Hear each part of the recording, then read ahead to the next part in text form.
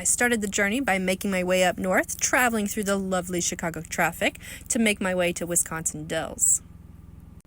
Once I got there, I was starving, and you saw my fridge, so I stopped to get some good old Wisconsin mac and cheese at Mac's. I got the Little Mac. It was the Chipotle chicken, and it was so amazing. 10 out of 10 would recommend. From there, I made it to my sleep spot at Hebbleton Brewery.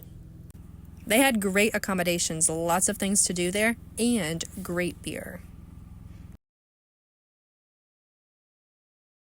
After chatting with the locals a bit, I set up my camp for the night. For my first official night, I got to look at this beautiful sky and this cute, quaint church across the street while I worked. And that wrapped up night 1. Yay! In the morning then, I woke up and drove another 5 hours to Minneapolis, Minnesota.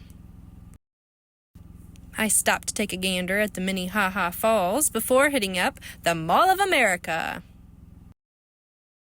Talk about some overstimulation, but the human claw was definitely one of the highlights.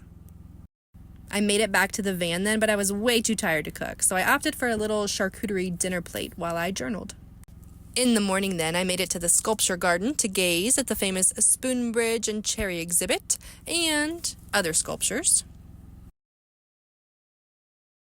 I then made myself a very messy peanut butter banana smoothie in the parking lot before driving to my sleep spot for the night.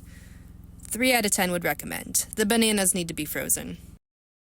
Then I made it to my sleep spot for the night, the very cute Red Trail Vineyard, where I was greeted by the local house cat. And I got to do some yoga while I watched this beautiful sunset before cooking dinner and working. In the morning, I was greeted once again by Miss Friendly Kitty while I packed everything up, and then I told her goodbye, and I was on my way. I wanted to make my way north pretty quick, so I didn't spend a ton of time at either of these places to start, but from what I saw, I would definitely be back to visit again.